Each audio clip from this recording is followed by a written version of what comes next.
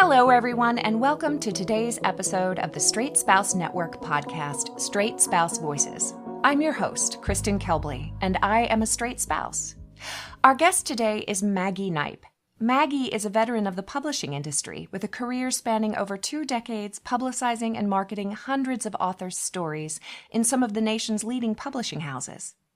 With the publication of her memoir, Now Everyone Will Know, The Perfect Husband, His Shattering Secret, My Rediscovered Life, Maggie finally tells her own story. Welcome, Maggie, to the podcast. I'm so very excited to have you. Thank you, Kristin. And I have to say that it's been great sort of knowing you through the Straight Spouse Network, which is one of the reasons I wrote the book, because we have a great community. It's a magnificent community, and I have to say I'm so excited to be able to bring this podcast to straight spouses. It's already been transformative hearing our stories, and so one of my goals was to have you on the podcast. Of course, I've read your book, and I've seen you on the Megyn Kelly show, and I've followed you as you've been speaking out, so it's such a pleasure to have you. And we are going to talk about your book in a little bit, but I wonder if initially you would mind talking about your personal story about how you became a straight spouse for those listeners who are not familiar with your story. Okay, well, I'll try to give a top-line version of a very detailed and wrenching experience, almost lifelong. Yes. I was a young married woman in my very early 30s to a guy I thought was nearly perfect, if not perfect, and I've learned since then that no one is perfect. He was a leading young journalist in New York City, and we had a wonderful courtship. And I had children pretty fast in the marriage. My husband, John, was getting sick with little things. This was in the very late 80s, beginning of 1990. Eventually, just after I had our second child, he literally collapsed in a restaurant and soon after was diagnosed with full-blown AIDS, which was at its peak at that time.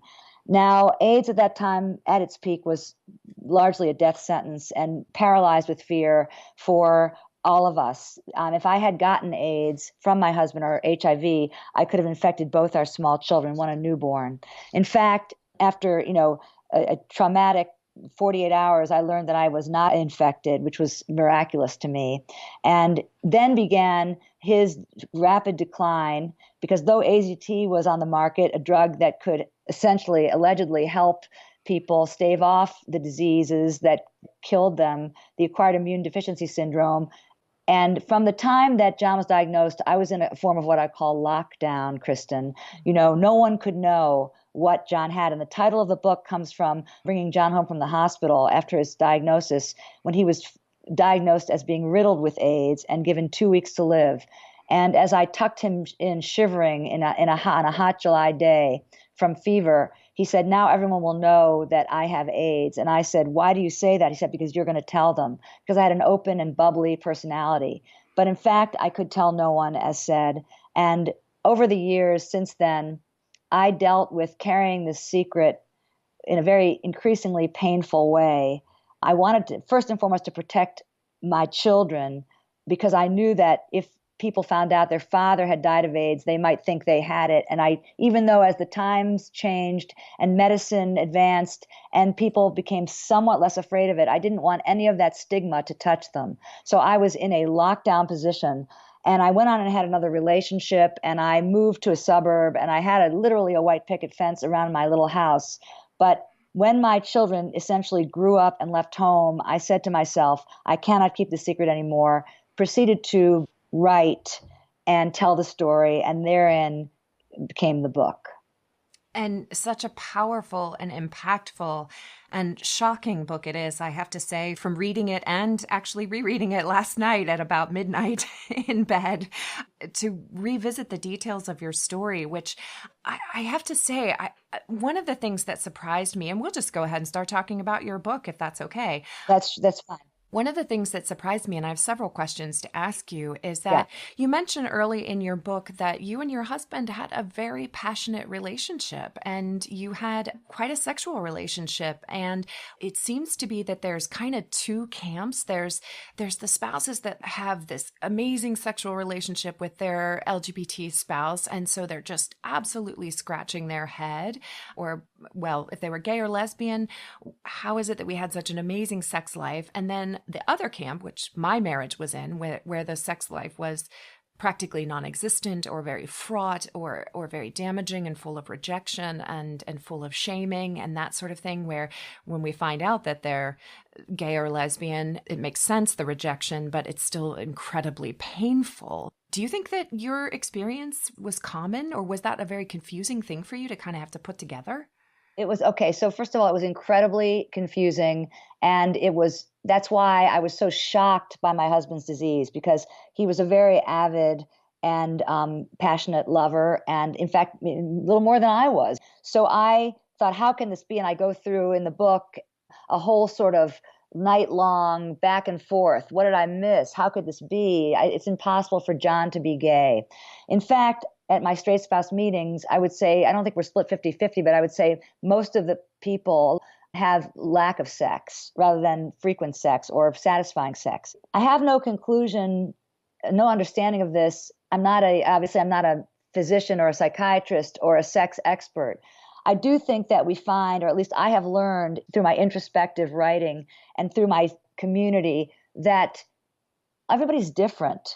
And there is a spectrum of people and how they behave sexually. You could be sort of bisexual or homosexual or somewhere in between or heterosexual. And I don't think we can type anybody. I can only say it was shocking for me, and that we all suffer pain from dishonesty, lack of truth, lack of sharing stories with our lovers. Our lovers, our husbands, our wives don't tell us the truth of who they are. This was more of a problem to me than where John might have been. Right. I agree with you 100%. And I'll say, as far as the spectrum of sexuality goes, psychiatrist I was speaking to recently actually called it kind of, now the idea is evolving that it's more of a matrix. It's sort of a three-dimensional thing rather than a linear spectrum. Right. I can say that I had the same experience of my ex-husband, that it's less a problem of what he was and who he was attracted to than it was that I didn't know him. I didn't know this person. And actually, I wanted to read a quote to you from your book, if I could, and hopefully You'd be able to talk about it a little bit as well. Something that stuck out with me.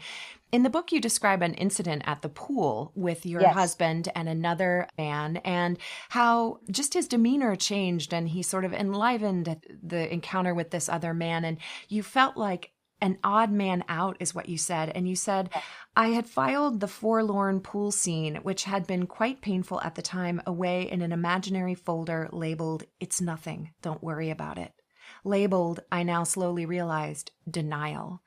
Right. And I wonder if you can talk about that a little bit, because I think as straight spouses, one of the things that we run into a lot is that, well, didn't you know? Or were there clues? Or, and of course, in hindsight, I have conversations with my ex-husband that I can look back on and go, oh, okay, but at 19 flew right over my head.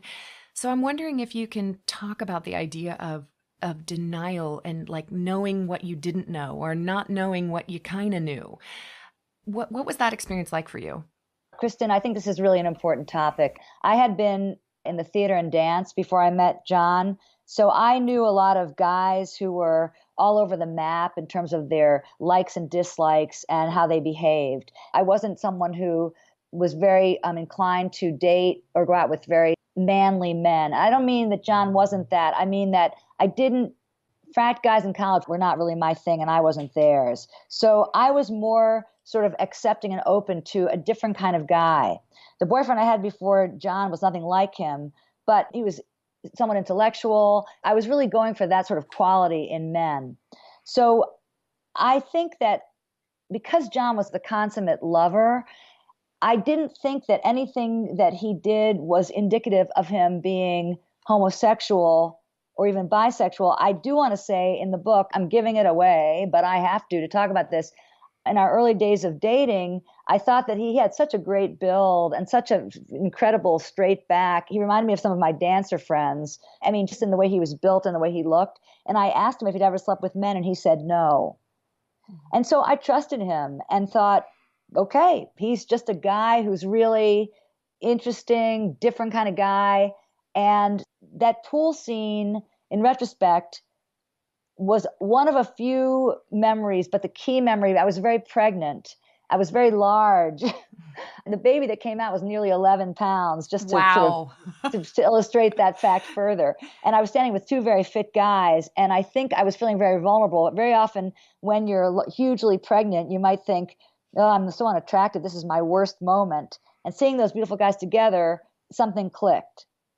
I don't think that happened very often in the 6 years I was with John.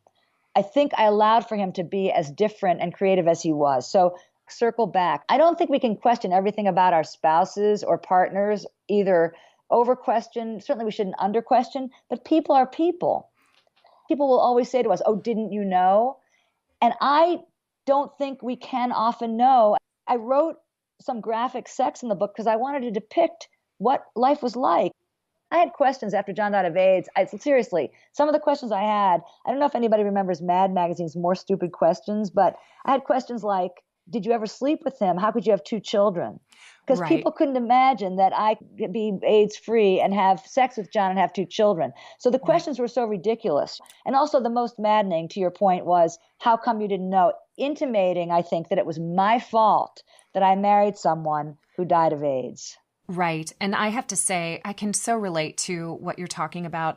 My ex-husband had Robert Mapplethorpe and Herbert's photography coffee table books, and I thought nothing of it because I thought he was sophisticated and cosmopolitan and appreciated art, and that went along with the Chihuly coffee table books and the other artists, right? So I said to myself, well, he's just a cosmopolitan kind of guy and a worldly guy. It didn't occur to me to think about this as evidence that he was gay.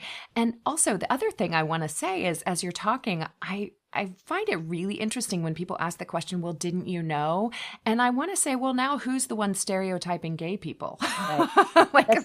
That's the question I want to ask. But actually, we're going to take a quick break, Maggie, and have a word about sponsoring the podcast. And then when we come back, we'll continue to talk about your book because I have some more things I want to ask you. So right now, we're just going to jump to a quick break. Hey, everybody. If you're as excited about the Straight Spouse Voices podcast as we are at the Straight Spouse Network, please consider underwriting an episode. Help us bring more straight spouse stories to your ears by sponsoring the podcast. If you are interested in donating, you can do so by emailing Janet McMonigal at janet@straightspouse.org. And thanks for your support.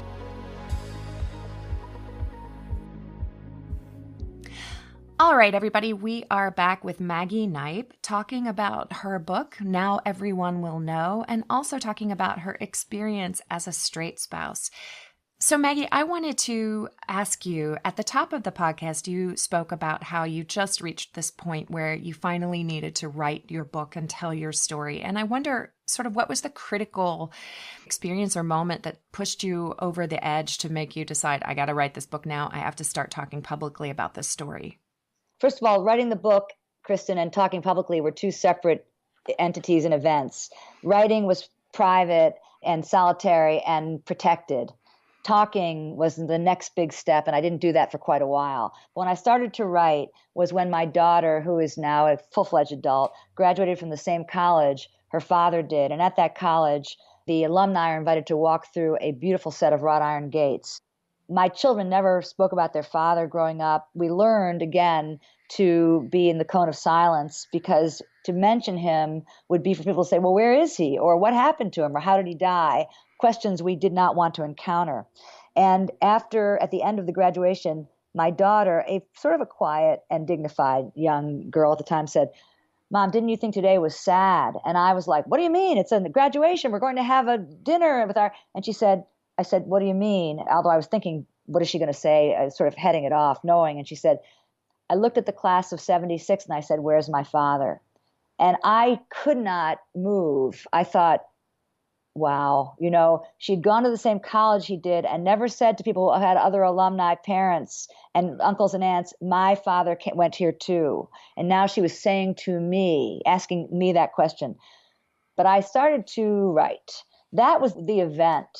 And it really was sort of necessary because I was bottled up, bollocksed. I knew I wanted to tell the truth. Another example I write about is my son played football in high school, and I would sit up in the stands watching And the women would be sitting up there talking about, my old man, my husband, I can't stand him, and joking about their marriages. And I didn't say anything.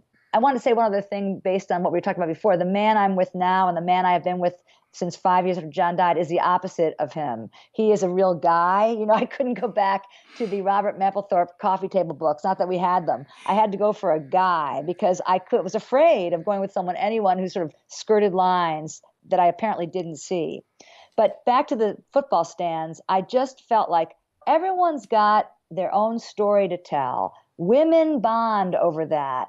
Women need community. We need each other's shoulders. And I can't say anything about this.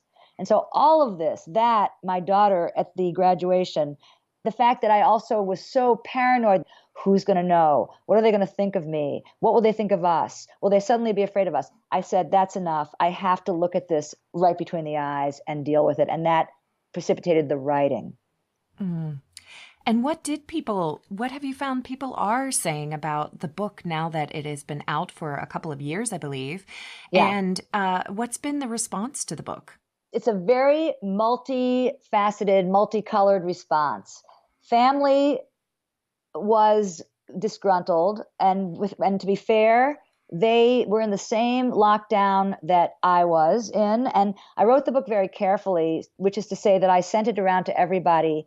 I had to self-publish it. Rewinding a little bit, I had an agent from a famous literary agency, and my book was originally rejected within an 18-month period for being, quote unquote, in some cases, dated and too angry. My perception, some of the mostly women editors at these houses were too young to have remembered AIDS, and were in a much more fluid, accepting society, and they didn't get my anger at what happened at all.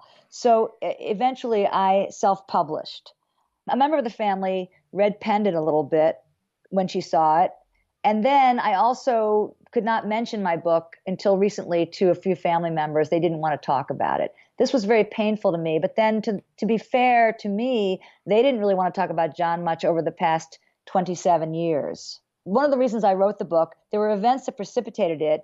As mentioned, the graduation, not being able to talk to women in the stands. There was also the fact that I was very upset about not being able to mention the man to whom I was married at all.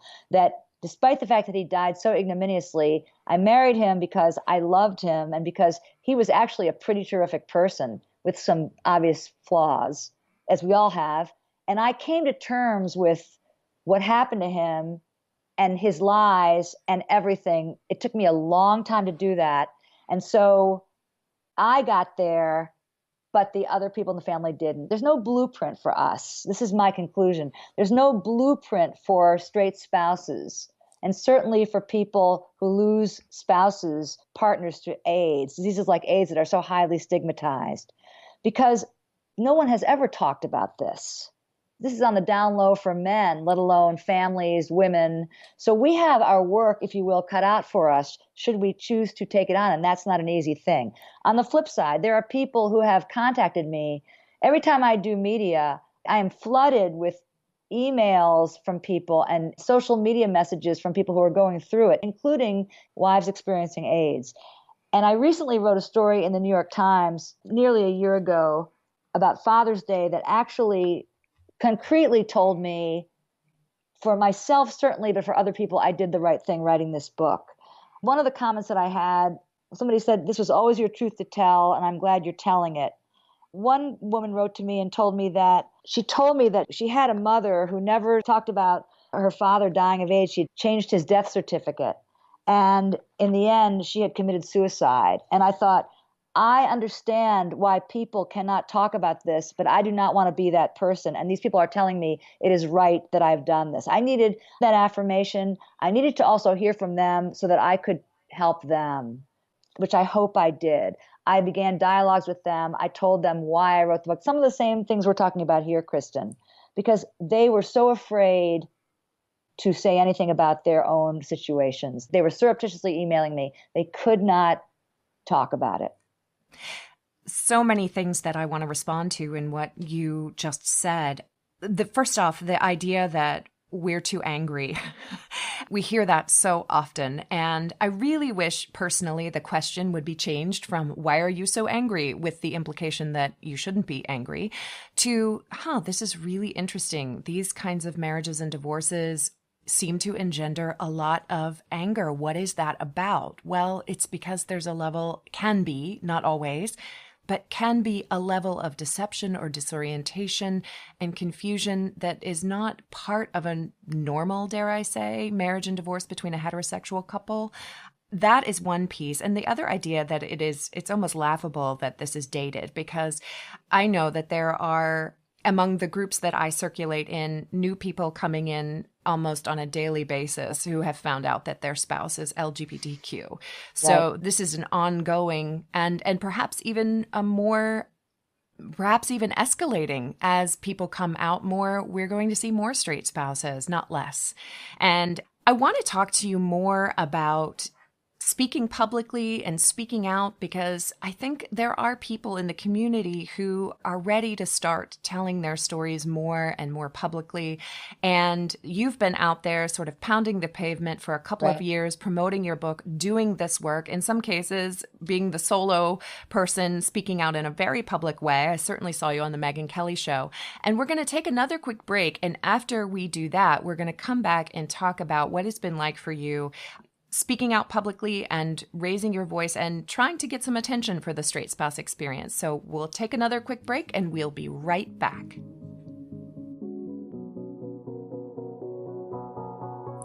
Hey, everybody. Right now, you can access the Straight Spouse Voices podcast directly on the Straight Spouse Network website at straightspouse.org.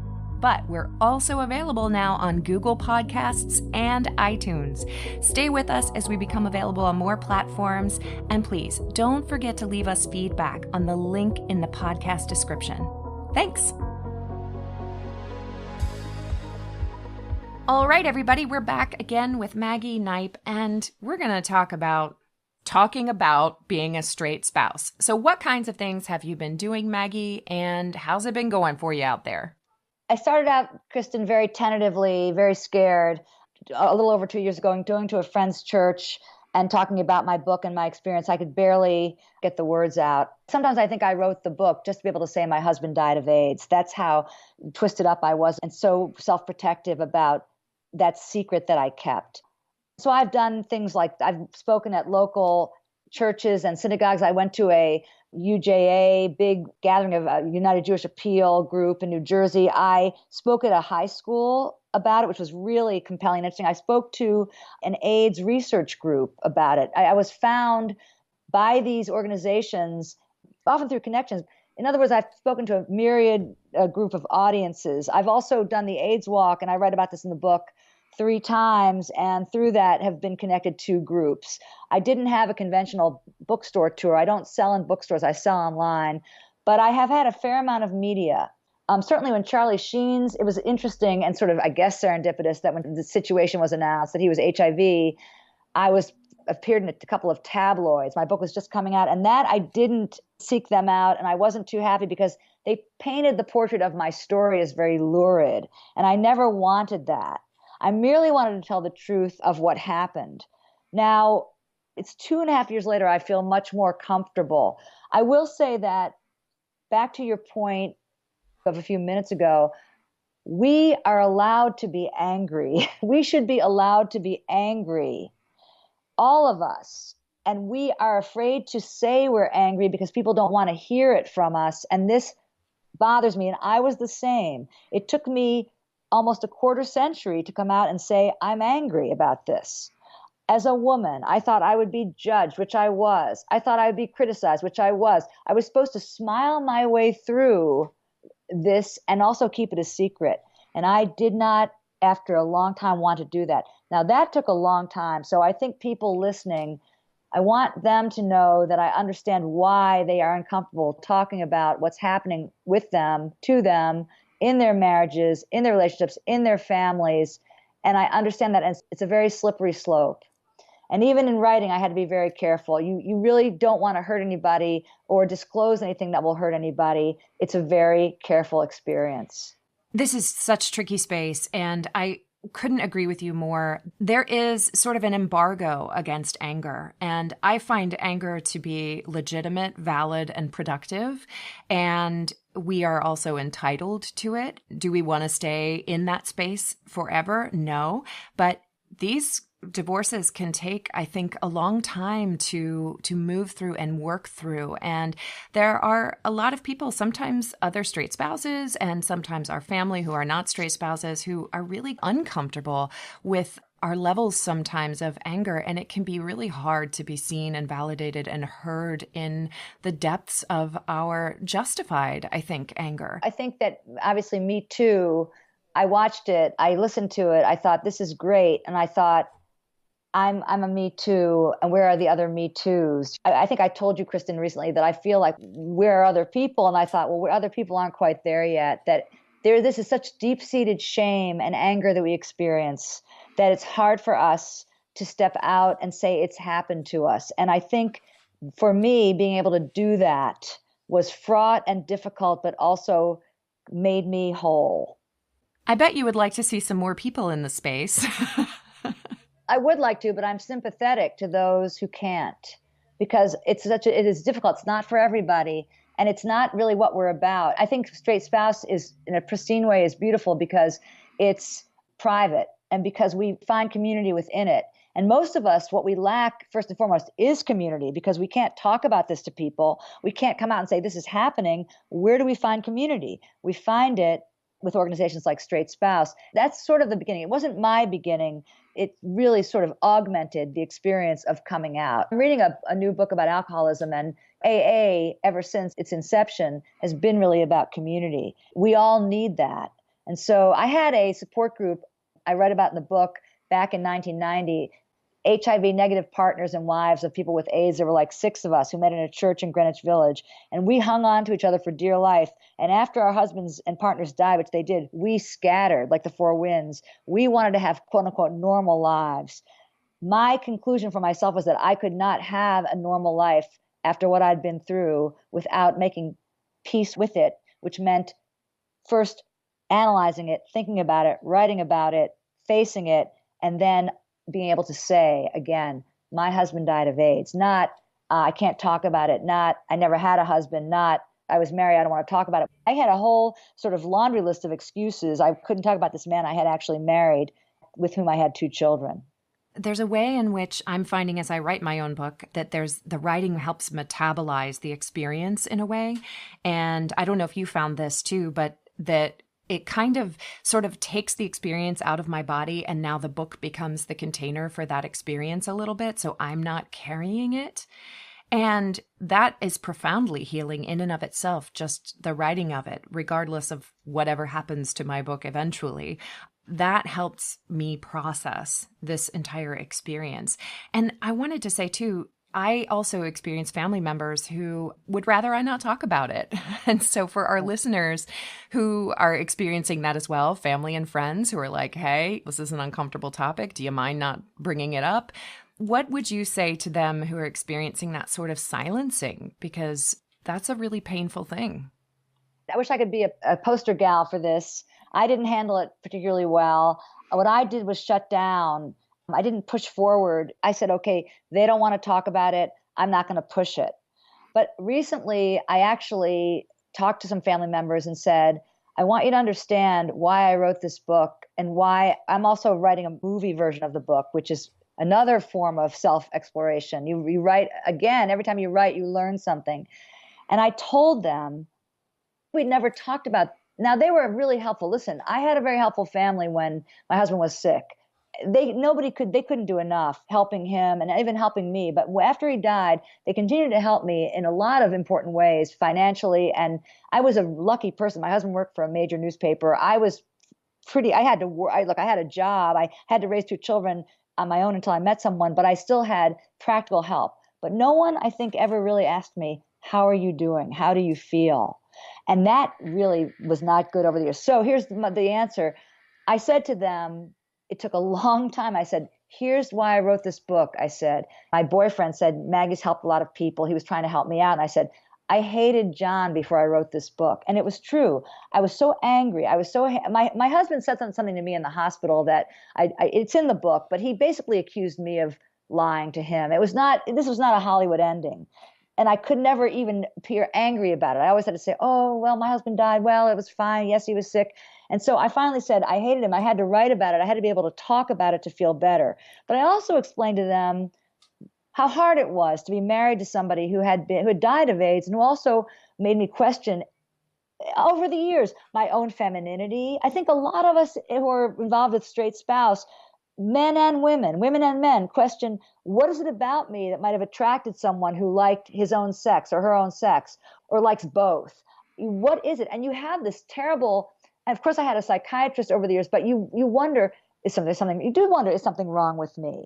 And so these are all the things you go through. This isn't a cut and dried experience. And what was interesting to me is the family said, well, we just thought John had one experience, went wrong once or something. I said, no, he didn't. I said, he did not do that. He was not honest for a long time. Their perception of him was sanitized the way they wanted to see him. So that I think when you're dealing with family, those people are not going to see at all what you're going through the same way you're living it and seeing it. And to have them understand it is very difficult. It can take time. You have to be very careful. But I do think if you feel you have the right situation, what you might want to do is not assume they know what you know, but take them aside and say, this is how hard this is. This is what this is doing to me. This is how my kids cannot talk about their father or mother. Because we assume people know things and they don't. That's so important. We assume people know things and they don't. I want to just ask one final question, Maggie, because we're close to the end of our podcast. And I wonder if you could say to those who are considering telling their stories in a more public way, whether that's simply just talking about it more to family or friends, or people who are interested in talking actually publicly to media, writing books, that sort of thing. What are the rewards and benefits, even though that it's very hard, it's very challenging? What would you say has been the greatest gift that speaking publicly has given you? I think, Kristin, you're calling your fabulous new podcast Voices. Is that right? Correct, yes. And I think that the most important thing that's happened to me is that I now have a voice about my past and about my story. I wanted to be able to own my own truth. So that is the greatest gift this has given me. It was hard won. It took a long time. It shouldn't take that long. One thing I think, if you have young people in your lives, I think you want to emphasize how important it is to be honest in relationships, especially in a time in which people may be able to be more honest. Certainly years ago, people couldn't be honest about their sexuality. I have to give John a break. You couldn't say I'm gay or I'm bisexual in your house in the suburbs in the 1960s. It was too hard. Now it's a little easier. It's not easy. But I think the more we can talk about this, all of us, the more we can accept each other and we can behave above board and know we can make our choices. We should be allowed to make the choice of who we want to be with and what we can accept and what we can't, and not be lied to. So I think, to answer your question, if people want to talk about this, they should first ask themselves why they want to, who they still have to protect, where they want to do it, whether they want to just talk in straight spouse more openly, which is something people might start to do if they don't feel comfortable, or they can talk to friends and who they trust and start to open up. You and I have both learned and are learning how effective writing is for self-exploration. Yes. And I think that's a good beginning. Not everybody writes. So I think, maybe just finding a few trusted friends and then knowing that if you tell your friends the truth, maybe they'll tell somebody else, and being okay with that. Sort of climbing out of the vault, which is, again, not an easy thing to do. But the more I think we can do this, the more we will feel like we are whole and normal. And that's something I desperately wanted. That is such a wonderful way to end our podcast today, Maggie. To feel whole and to feel normal, and as you so eloquently and brilliantly said, to find your own voice. This is your host, Kristin Kalbli, for the Straight Spouse Voices podcast. Thanking all of our listeners for tuning in today. Please don't forget to leave us feedback following the link in the podcast description. We want to thank our guest today, Maggie Kneip, for joining us from New York. We want to thank our engineer and editor, Brian Pickrell. from right here in Fort Myers, Florida. And until next time, guys, this is Kristin reminding you that your voice matters.